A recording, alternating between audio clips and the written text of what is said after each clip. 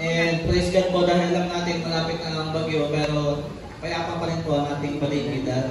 Ibigyan pa rin po tayo ng pabor ng Diyos para po mapag-aralan nito ngayon dahil nasa week number 12 na po tayo ng ating series called Kingdom Realities. And dalawang topic na lang po ito, and this will end, Kingdom Realities will end ngayon pong November.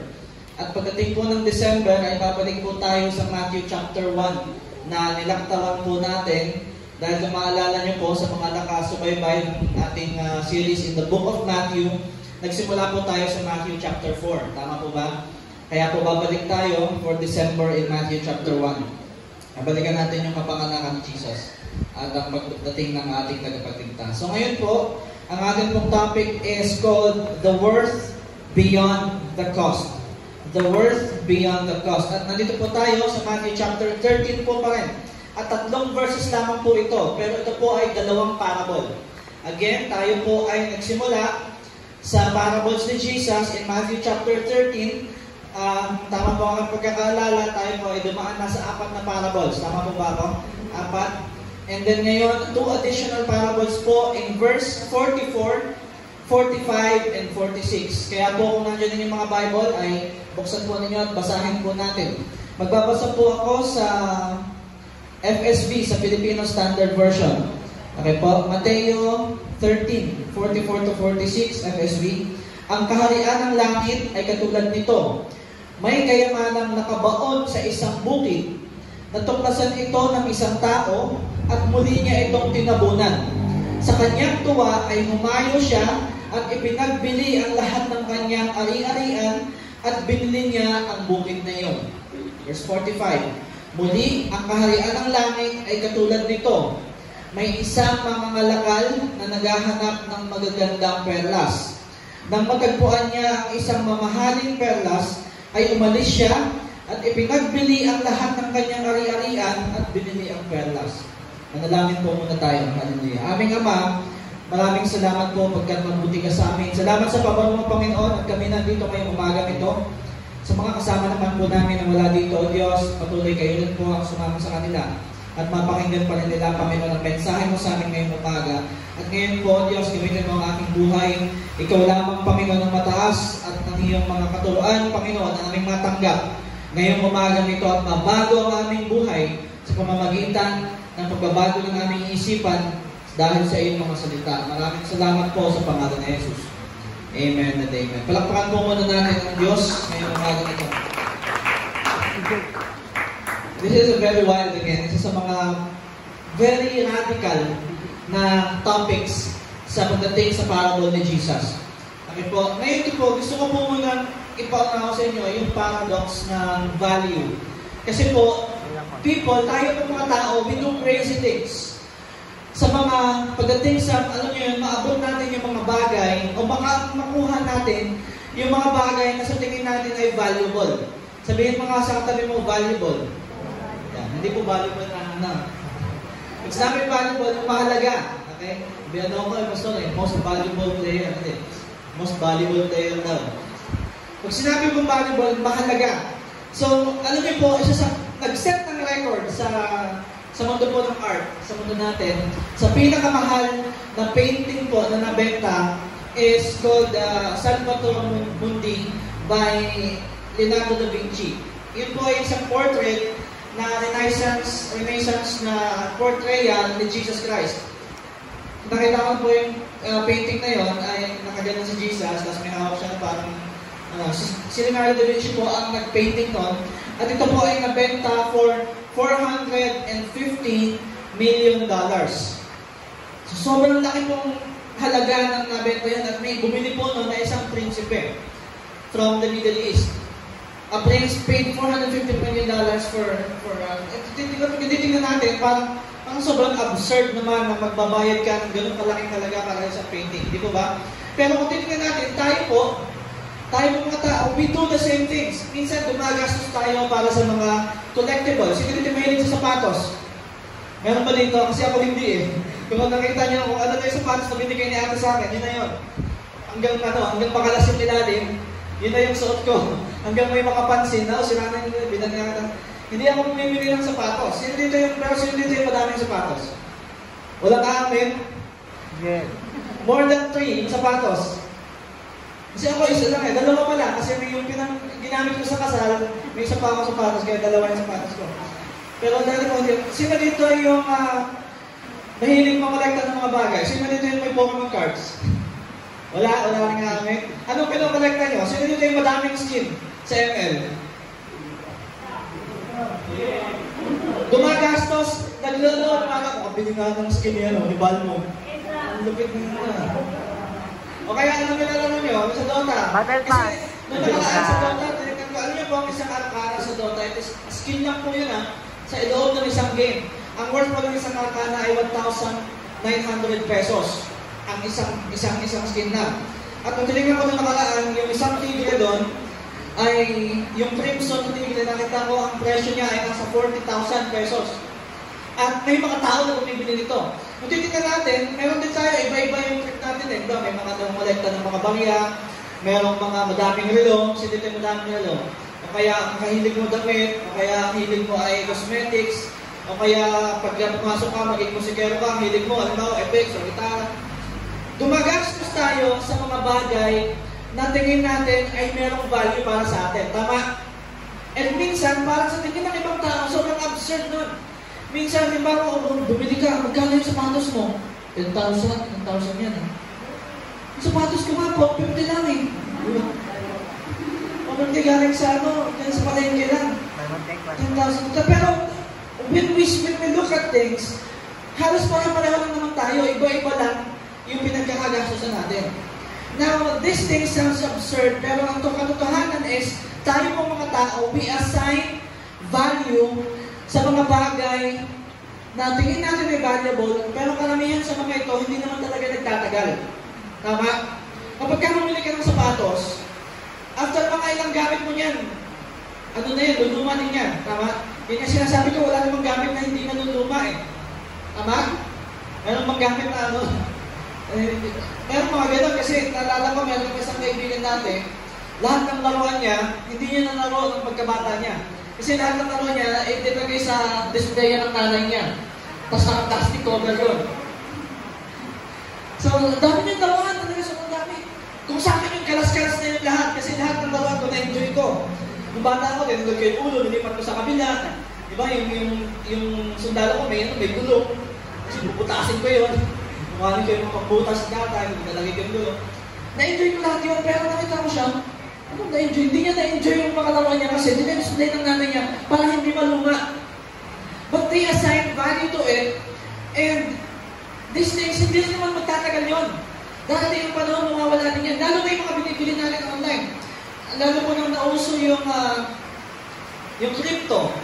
Eh meron po tayong mga hindi naman talaga sila pera, mga digital work of art na binibili, minsan umabot ng $1 million, lumalagpas. And these things, para pag nawala ng internet, di wala na. Di ba? Pero we assign value to these things na sa tingin natin ay mahalaga para sa atin. We chase what we think will make us happy. Tama? What makes us secure. Kaya most of the time, what makes us feel important. Feeling natin, pag nagkaroon ako nito, sasaya na ako. Pagka nagkaroon ako ng ganito, parang pupogi ako. Di ba? Pag ganito yung suot ko, parang pupogi ako. Pag ganito yung sapatos ko, magaganda ako. Pagka ganito yung makeup ko, pag ganito yung pabang ko, pag ganito yung relo ko. Minsan, nag-respect tayo na meron tayo for these things to make us feel happy, secure, or important. Minsan, nagsasakripisyo tayo ng oras natin kasi we earn this money.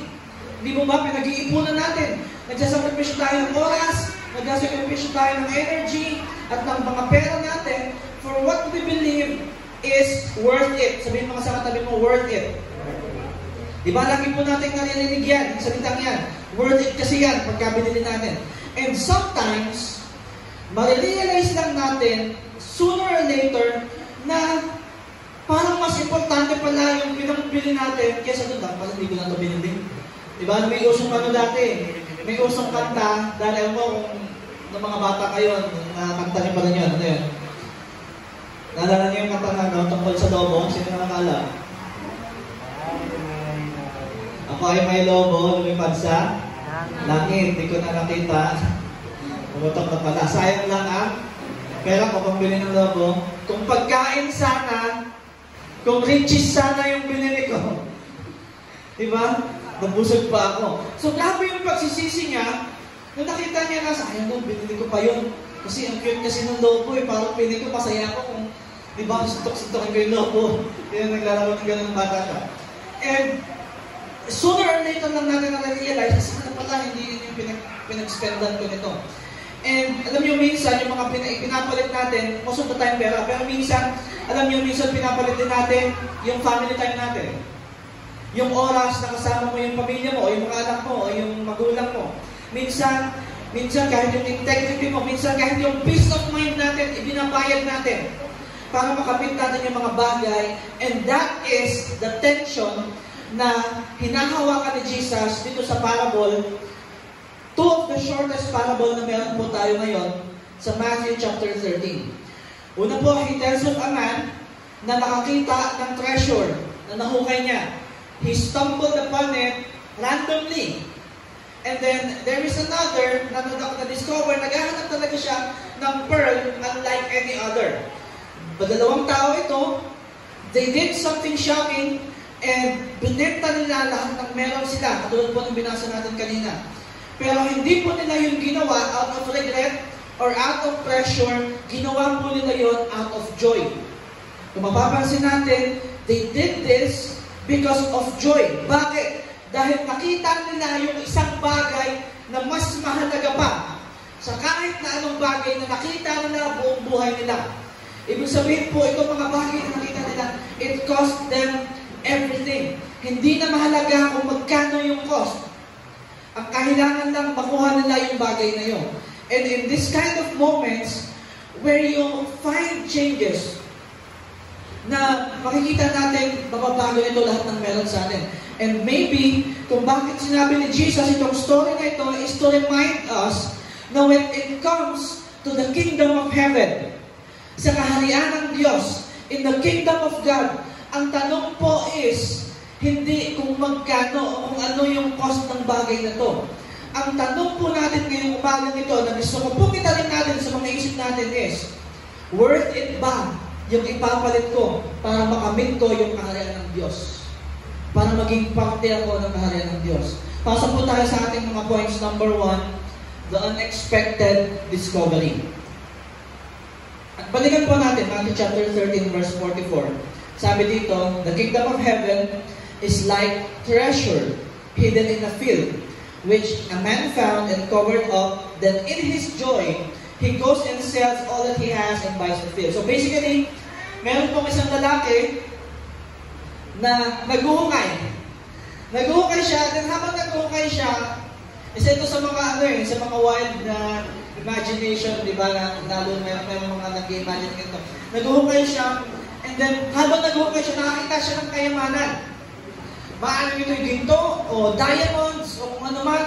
Pero nakita niya, sobrang daming kayamanan, it's a treasure. Nahukay niya. So, ginawa niya, sobrang tuwa niya, tinabunan niya ulit, umuwi siya, binenta niya lahat ng meron siya. Ibinenta niya yung bahay niya, ibinenta niya yung mga hayop niya. Sabi ko po sa inyo, at this time, yung mga kayamanan nila ay in form of, kahit yung mga jacket niya na magaganda, ibinenta niya lahat ng meron siya. Ibinenta niya siguro, ibinenta niya yung mga alimin niya, hindi naman siguro yung asawa niya, di ba? Ibinenta niya yung mga alimin, ibinenta niya lahat ng ari-arian niya para mabili yung field, yung lupa kung saan meron siyang nakitang kayamanan. Ibig sabihin, yung nakita niyang kayamanan ay mas mahalaga sa lahat ng merong pag-aari siya. Kasi binenta niya lahat. And imagine kung ikaw yun, naglalakad ka sa isang lupa araw-araw, and then one day, wala na nothing special dun sa lupa, lupa lang yun, mga damong, mga tipaklong, kung ano pa meron doon, earthworms, and then suddenly, one day, you dug up and you stumble upon a treasure. Nakakita ka ng isang chest na nakabaon sa lupa, golds, jewels, diamonds, treasure. So, grabe yung tibok ng puso niya. Sobrang tuwa niya. Halos yung isip niya, na-realize niya na mababago nito yung buong buhay ko. Amen? Tama po ba? Mababago nito lahat ng meron sa akin. And the man in Jesus' parable, hindi niya po pinlano yung discovery nun. Hindi siya naghahanap ng treasure. Randomly lang, sa paghukay niya, nakakita siya ng treasure. He wasn't looking for a treasure, he just found it out of nowhere. And when he saw it, nung nakita niya po yun, immediately, nalaman niya that it is worth everything. Sabihin mo sa katabi mo, everything. Pag sinabi mo everything, lahat-lahat ng meron siya. And this is exactly what Jesus is describing ito mo sa unang nating parable. Okay po, ito ay nakatago, yet, nung na-discover niya po yung bagay na yun, na-recognize niya agad yung worth instantly. Gusto ko pong makita ninyo na pinapaulit-ulit ko po sa inyo itong bagay nito, yung mga sinasabi ko po. Because then he goes and sells everything. And panoorin po natin kung paano itong story na po, it is not just about the treasure itself. Kasi pag tinitignan natin, parang yung storya tungkol lang doon sa treasure. Pero ang storya po na ito, hindi lamang tungkol sa treasure, that is one thing, but another thing is tungkol ito doon sa response ng tao. Kasi pwede makita niya yung treasure at wala siyang gawin. Pero sa sobrang radical ng pag-iisip niya, pwede nitong baguhin yung buhay ko. Umuwi siya, hindi po ba sobrang radical na yung bahay na meron ka, yung lupa na meron ka, lahat ng ari-arian mo that you have all your life. You weren't spending on, meron siya mga panyapak, mga sapatos, mga jacket, binenta niya lahat. Just to buy that piece of land. Dahil alam niya na meron treasure doon na kayang baguhin yung buhay niya. Yung response niya po is hindi reluctant surrender. Hindi po siya nagdalawang isip. Ibibenta ko ba lahat ng meron ako? Paano ko kaya makukuha ito? Mag-loan kaya ako? Hindi siya nagdalawang isip. Ang naging response niya po is joy. Pure, uncontainable joy. At sa joy na yon, binenta niya lahat ng meron siya para makuha lang yun. And sometimes, the kingdom of God comes to us in the same way. Maaaring nakatago lang yon, and then one day, bigla kang sinama sa church. Bigla kang napasama sa encounter night. Bigla mong na-encounter ang Diyos all of a sudden. Maybe it is a scripture, it is a worship time, it is a conversation, pero at that moment, you felt conviction. And when we don't expect it, it comes and it is unmistakable. Nabago yung ating buhay. It transforms how we see everything else. Kung paano tayo nabubuhay, nabago nun yung mga bagay na nakikita natin. And yung mga bagay na pinaghahawakan natin, na feeling natin na importante sa buhay natin, ngayon, feeling natin hindi na sila importante kasi mas importante yung bagay, yung kaharian ng Diyos, yung encounter sa Diyos na nakita natin. That is how the kingdom of God works. The kingdom suddenly becomes priceless. Worth giving up everything else na meron tayo. Notice how I said everything else. Lahat ng meron tayo sa buhay natin, it is worth giving up. Thinking back doon sa binasa po natin, sa example po natin kanina, how absurd people spend their money on sa mga bagay na supposedly hindi naman talaga mahalaga. Okay, sa mga collectibles na meron tayo. Those things were only valuable because someone believed they were. Kaya feeling natin importante yung mga bagay na yan kasi feeling natin importante sila. At tayo yung nag-assign ng value sa kanila. And yung treasure in this parable, however, it is truly 100%. I say to you, it is priceless. Hindi dahil in-assign natin yung value sa Kanya, it is because yung value nun ay sa Diyos nang gagaling. Amen? Amen po ba? Amen.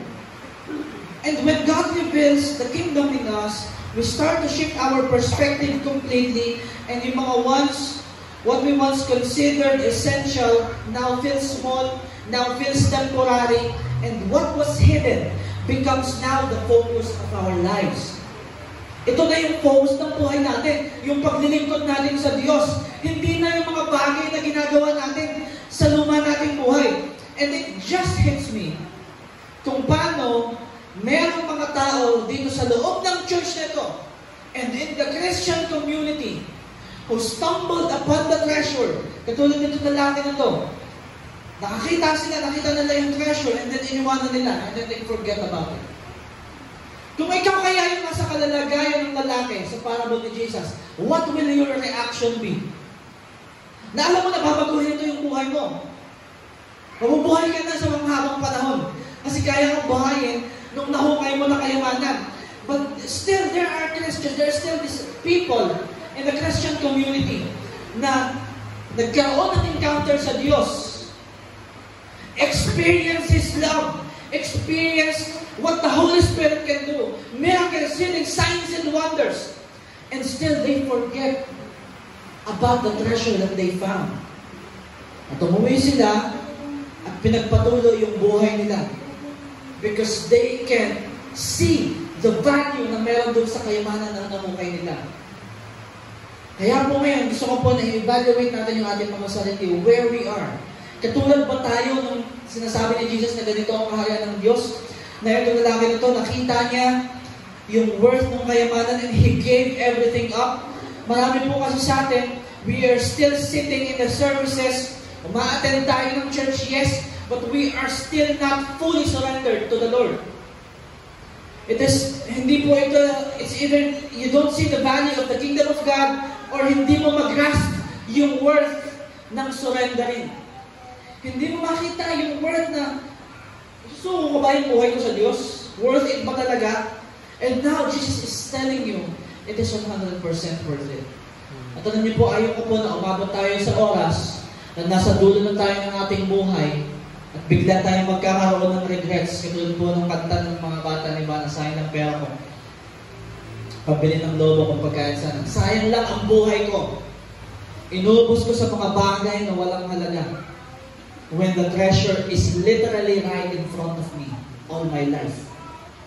Sana pala, nung bata pa ako, sinuko ko na yung buhay ko sa Diyos. I don't want you po, dito sa City Disciples, to come at the end of your life and have regret na hindi tayo nabuhay para sa Diyos. Pwede po ba yun? Amen? Amen. Am I making sense right now? Amen. Because this is, sabi ko po sa inyo, yung story na to, hindi to about sa treasure lang. Tungkol ito sa response ng tao. Amen? Tungkol ito sa response niya, nung nakita niya yung treasure, binenta niya lahat. Sinuko niya lahat, sinurrender niya lahat ng meron siya. Everything. Lahat-lahat ng meron siya. Because until we see it for what it truly is, surrender will always feel optional. Sabihin mo sa katabi mo, optional. Kapag hindi natin nakita yung worth ng kaharian ng Diyos, yung surrender natin, it will become optional, or it may become distant, or it may become impossible. Kasi hindi natin alam yung value na meron tayo. Ngayon pumasok tayo number 2, the intentional pursuit. Feeling na po natin, pag binasa natin ng mabilisan, magkapareho lang yung dalawang parable. Pero no. Ito pong pangalawa, basahin po natin ulit. Again, the kingdom of heaven, verse 45 po, number 2. Again, the kingdom of heaven is like a merchant in search of fine pearls, who on finding one pearl of great value went and sold all that he had and bought it. So ito pong pangalawa, intentionally, naghahanap po talaga siya ng kayamanan. At ang hinahanap niya po ay pearl. Remember, in the book of Matthew again, in the book of Matthew, sinabi rin po si Jesus na don't give pearls to, sinangalala, pigs. Which is, yung pearl po, it is, in the Bible, it is equated kadalasan in the Word of God. And dito po, sabi niya, naghahanap talaga itong tao na to sa pangalawang parable ng pearl unlike any other. Ng pinakamagandang klase ng mamahaling perlas. At nung naghahanap po siya, true enough, sa kanyang paghahanap, nakita niya yung pinaka-valuable, pinakamagandang klase ng perlas na nakita niya. Hindi ba kaya ito yung Pearl of the Orient? Alam niyo po yun, yung ganyang kalaki? Nakita niyo po yan? Ay, search nyo lang po mamaya, yung sobrang laki na ganyan, nakita namin sa mga isla. Dito po sa Pilipinas. And ito po ang ginawa niya, nung nakita niya yun, Na-realize niya na wala siyang pambili nun. Di ba? Kasi ang mga merchant, sa pag-aalam mo, maghahanap ka, pupunta ka sa, pagbawa, pupunta ka sa bilihan, may dala kang pera, tama? Kasi alam mo, bibili ka, may hinahanap ka eh. Pero nung nakita niya yung pinakamaganda, na-realize niya na lahat ng dala-dala niya kulang pa. That in the face of that pearl, kulang ang meron siya. At umuwi siya, at binenta niya lahat ng meron siya, tsaka siya bumalik para i-purchase yung pearl na yun. Ibig sabihin, yung meron siya at that time kulang pa. It requires, sabihin mo lang siya, tabi mo, everything. And that is like the kingdom of God. Unlike dun sa una po, na sa unang parable natin, who stumbled upon that treasure by chance. Ito pong lalaking ito, he is intentional. Naghahanap talaga siya. He is searching. And, okay, he represents those who are not content. Sa mga taong hindi kontento in the ordinary. Dun sa mga hindi satisfied. Sa mga fleeting pleasures ng mundong ito. Sa mga temporary success. Sa mga shallow dissatisfaction ng mundong ito. Sa mga bagay na feeling natin magbibigay sa atin ng masayang buhay. Dito po itong taong ito, he seeks something of lasting value. A pearl that surpasses all other. Ano ba yung pinakamahalaga? Para saan ba ako nabubuhay? And when he finds the pearl of the greatest value, he did something radical again. Umuwi siya, umalis siya, na-realize niya, wala siyang pambili nito, ibinenta niya lahat ng meron siya. And may I just remind you, this man is a merchant. Ang mga merchant po, business people. Mayaman po siya. Sobrang dami nito mga businesses, ari-arian, pero binenta niya lahat ng meron siya. Maaaring meron siyang shop, maaaring meron siyang isang company. Di natin alam. Merchants, they have a big na samahan. O kaya meron siyang isang galleon, hindi natin alam. Baka meron siyang bangka. Pero lahat ng ari-arian niya, binenta niya. Just to purchase the finest pearl of all na hinahanap niya all this time. And hindi po ito accidental discovery. It is deliberate, it is calculated, and it is costly. Dahil lahat po ng meron siya has been sold just to purchase this thing na hinahanap niya. And yet, this pearl outweighs everything that he has in value. Lahat ng meron siya, everything that he possesses, that pearl outweighs everything. And again, this story is not just about the pearl. It is about that man's surrender. Sabihin mo sa katabi mo, surrender. Tungkol ito sa naging response ng tao na to in this parable. That merchant, yung willingness niya. Imagine the business that he built all his life. He has been a merchant. Yung mga connections na meron siya, binuo niya yun. Lahat ng kayamanan na ipon niya, yung mga bahay niya. Hindi katulad ng lalaki kanina, maaaring pagka naghuhukay ka, wala namang merchant na maghuhukay, maaaring magsasaka siya. At maaaring magsasaka siya na hindi pa kanya yung lupa. Kasi nakikihukay lang siya, binili niya pa. Di ba? Mahirap siya, pero itong lalaking ito, mayaman siya. He is a merchant. He owns houses. He owns slaves. He owns boats. He owns businesses. Yet, nung nakita niya, itong bagay na ito who outweighs everything, yung willingness na meron siya to surrender everything in order to gain that one thing that truly matters, yun po yung gustong ituro sa atin ng Diyos ngayong umaga nito. That the kingdom of God requires everything that we have. Sinasabi mo din na, ibenta natin lahat na meron tayo. No. That is not what this parable is talking about sa panahon natin ngayon. This is talking about, sino ba ang may-ari? Sino ba ang may-ari ng lahat ng meron ka? Ng buhay mo? Kasi alam niyo po, kami ni Faith, nung kami ang ating asawa, nung nagsisimula, alam niyo po natin, she is very business-oriented, katulad nitong merchant na to. Nung nagsisimula kami, Gusto talaga niya na bumuo ng empire niya, ng sarili niyang empire na. Magagawa tayo ng business tayo ng atin. Kaya sarili magagawa tayo ng itong business to sa atin to. Pero when it hit us na hindi yun ang gusto ng Panginoon, na yung surrender, kasi na-encounter namin ng Diyos truly, sinurrender namin yung buhay namin sa Kanya. Pero hindi pala doon natatapos. Even pala yung mga businesses na meron, ang may-ari pala yung mga business na yan, hindi pala kami. Katiwala lang pala kami. Ang Diyos pala ang may-ari dyan. And it is not limited to businesses. Pati yung mga anak mo, pati yung karir mo, yung mga desisyon natin sa buhay, hindi pala tayo ang may-ari dapat nitong mga bagay na to. Ang Diyos pala dapat. Am I making sense? Amen?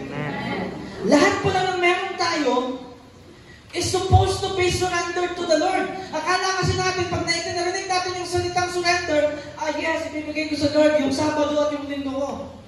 Minsan, yung Linggo lang, yung 2 oras ko pag Linggo, yung 10 to 12 sa Lord yan lahat, Pastor. Hindi pala yun. Pag sinabing surrender, sabihin mo sa katabi mo, araw-araw. Every day, every moment, it is a moment of surrender. Ibig sabihin, kahit yung mga ugali natin, Monday to Saturday, yung mga kinababago pa natin, lahat ng meron tayo, Monday to Saturday, is supposed to be surrendered to the Lord. Amen? Is this making sense right now, itong binabasa po natin? Because the parable shows us that regardless of how we come to the kingdom, the response must be the same. Kung katulad ka nung nauna kanina, na stumble mo lang upon chance, or katulad ka ng isang tao na talagang naghahanap ka, isa lamang po ang response na hinihingi ng Diyos. Wholehearted, total, and joyful surrender. Sunod niyo po yan. Wholehearted, total, and joyful, 100% surrender. And ito pong pangalawa po nating parable, it is a lesson about intentionality. Kasi God is inviting us to search, to seek, and to desire Him above all else. Ang kaharian po ng Diyos ay hindi para sa mga passive. Okay? Hindi para doon sa mga maswerte. Di ba? Doon sa mga, those who just happens to stumble upon it by chance. It is for those who recognize its value. Doon sa mga nagpo-pursue ng purpose nila sa buhay. Doon sa mga willing na let go lahat ng meron sila para makapasok lamang at makapiling si Jesus at makapasok sa kaharian ng Diyos. And that their lives may be an extension of the kingdom of God. Amen? This story is challenging us personally. Willing ba tayong mag-surrender dun sa treasure, the greatest treasure of all, which is the kingdom of God? Are we seeking God with intention? Willing ba tayo na mag-fall under that grace of God? And this merchant is reminding us that when we truly see the value of the kingdom of God, ang problema po kasi natin, alam niyo po, kung bakit hindi tayo nagsusurrender sa Diyos fully, we don't see the kingdom of God valuable. Feeling natin, lahat yung mga ginagawa natin sa buhay natin, our little shenanigans, sa buhay na ginagawa natin pang araw-araw is more valuable than the kingdom of God. But I'm telling you, lahat tayo mawawala sa mundong ito. And I don't want you na dumating sa dulo ng buhay mo and realize na inubos mo ang buhay mo sa mga walang kwentang bagay. Sana pa na naglingkod ako sa Diyos. Tandaan po ninyo, nasa huli lagi ang pagsisisi. Yan po isang kasabihan ng mga Pilipino. But that is very true. Amen? So right now, meron po kayong kailangan gawin sa naririnig po ninyo. Meron po tayong responsibility and the things that Jesus has allowed you to hear. Hindi aksidente na nandito ka ngayong umagang ito. Inallow ng Diyos na marinig mo itong mga bagay na to para magkaroon ka ng pag-iisip na ano bang gagawin ko sa buhay ko. It is never too late. Okay? Meron dito mga kabataan, yes, praise God. Kung binigay mo na yung buhay mo sa Diyos na yun. But it is never too late. Meron din tayo dito mga mas nakakatanda sa atin. It is never too late to give your life fully surrendered to Jesus. Amen? Amen. You can still start now. You can still ask Jesus about your calling now. Malay mo, meron pala sa inyo evangelist, hindi natin alam. Diba? Yung mga pagchichismisan nyo sa luma niyong buhay, ba't hindi natin gamitin para mag-chismis naman ngayon ng salita ng Diyos? Sa mga dati mong kamarites, di ba? Napatunayan, lalabas ka, nakatapos ka ganun. Uy, alam mo ba? Di ba? Ngayon, akala mo na, uy, alam mo ba? Mahal ka ni Jesus. Iba na! Di ba? It is never too late. Baka meron dito, tinawag ka pa lang para maging pupasok sa ministry, para sa mga bata, o mag-support, o sumayaw para sa Diyos, o kung ano man, o mag-preach, baka meron dito. Tinawag ka pala ng Diyos maging pastor. We don't know. And it is never too late to discover your calling. But you need to surrender everything to the Lord. Number 3 po, this is the last one, the worth beyond the cost. Ito po yung topic natin. Ito po yung title natin. The worth beyond the cost. Kasi both parables, it is revealing to us the same profound truth that the kingdom of heaven is priceless. Naalala ko, mayroong isang pastor na, ewan ko kung nabalitaan nito sa TikTok, na mayroong pastor na nagbebenta ng lupa sa langit. Nakakarinig doon. Ngayon yun na, mayroong pastor na nagbebenta sa mga miyembro. Gawin ko kaya ito sa inyo. Meron pong pastor na nagbebenta sa mga miyembro niya ng lupa sa langit. Pero pag namatay sila, may lupa na sila sa langit. But I'm telling you, Jesus is telling us that the kingdom of heaven is priceless. Hindi mo pa kailangan maglabas ng pera sa church para ma-secure na bahay namin sa langit. May lupa na. Nakakatawa po yung pagkakatawa yun. At i-search yung mamaya. I'm not lying to you. Meron po may isang pastor na nagbebenta ng lupa sa langit. But what is that? The truth is, the kingdom of heaven is priceless. That it costs everything na meron tayo. Ang sinaragman po sa atin ng Diyos ay full surrender. Hindi po basta mag-abot lamang ng pera at okay na. Hindi po, kasama dito yung buhay natin. Amen? Full 100% surrender. Yung unang lalaki, stumbled upon the treasure by chance. Yung pangalawa, hinanap niyo talaga with intentional effort. One, discovered by grace. The other, pursued by desire. Yet, ang gusto ko pong maunawaan nyo ngayong umaga is that they both responded the same way. Whether you stumble upon your encounter to the Lord by chance, o totoong naghahanap ka kasi uhaw ka na mahalaman ng katotohanan, iisa po ang nare-require sa atin ng Diyos, total surrender, joyful abandon, and recognition na walang makakapantay kahit kailanman sa kaharian ng Diyos. Nothing will ever compare. And the kingdom demands, sabihin mo sa katabi mo, demands a cost. Meron pong dinedemand na cost sa atin ang kaharian ng Diyos. Ano po yan? It asks us, tinatanong po tayo, it is requiring us to release yung mga bagay na akala natin sa buhay natin indispensable. Kaya po, galing sa mga kabataan, masyadong common eh. Anong laging hinihingi sa mga kabataan kapag kami lang nag-Christian? Kaya may mga ayaw mag-yan eh. Anong hinihingi? Jowa, di ba? Pagka pumasok ka sa church, hiwalayan mo sa ganito, sasabihin sa'yo ng yung dinner mo, hindi mo panahon. Bakit? Kasi yung mga jowa nyo, yung tingin nyo sa buhay nyo, indispensable sila. Hindi na mo makakahanap ng katulad nito. Ang pogi kasi ng bigote niya. Yandi. Di ba pag nag-uusap kami, nakikinig din ako sa bigote niya. Ano kayo mag-uusap? Nakalapat dito yung Di na ako makakita ng katulad niya. Grabe yung precious niya. Gracious daw. Bakit ganon? Di ba? Kasi sa mga kabataan, yun yung tingin nila indispensable. Pero sa atin po in general, ano ba gusto kong isipin ninyo? Ano ba yung tingin ko sa buhay ko ngayon ay indispensable na hindi ko maisuko sa Diyos? Kasi for sure, kung hindi ka pa fully surrendered sa Lord, meron at meron.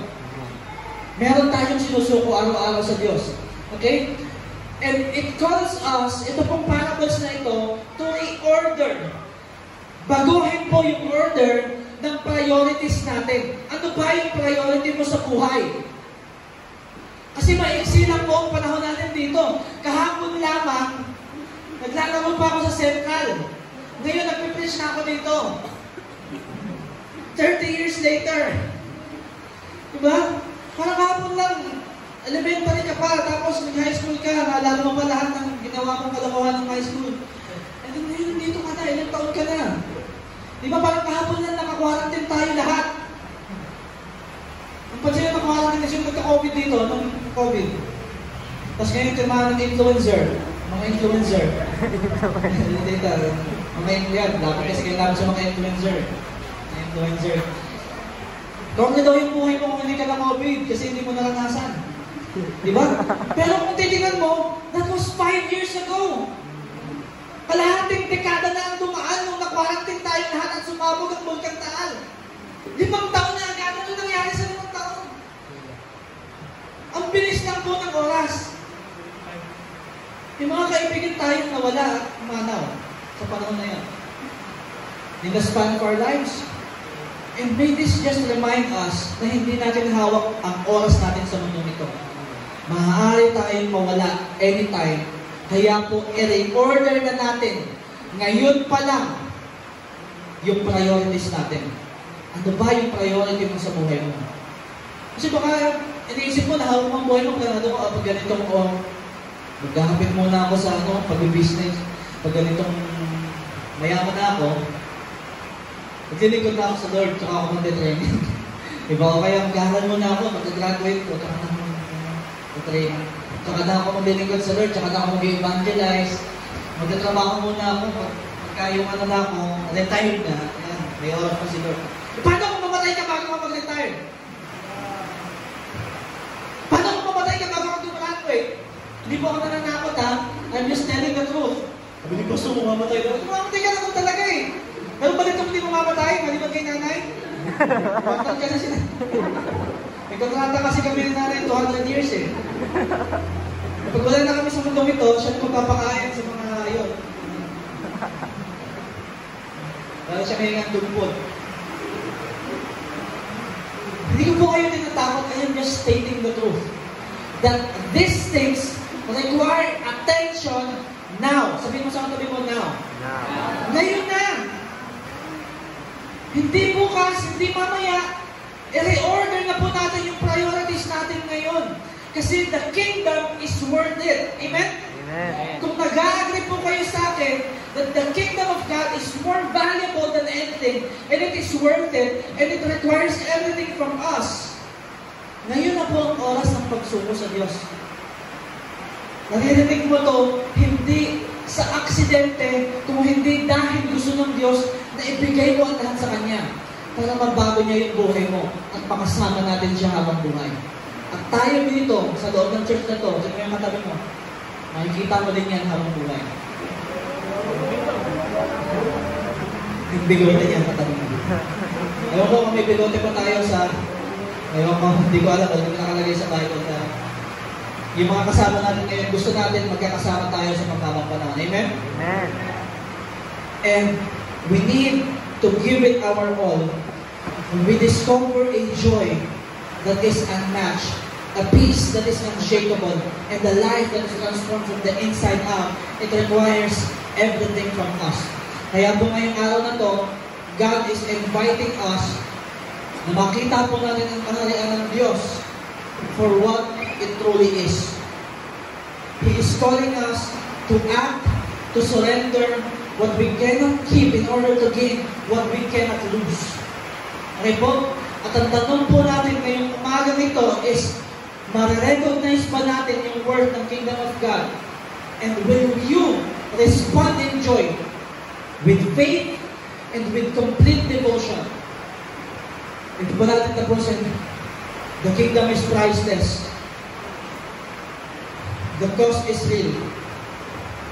But the worth is beyond measure. Tumayo po tayong lahat.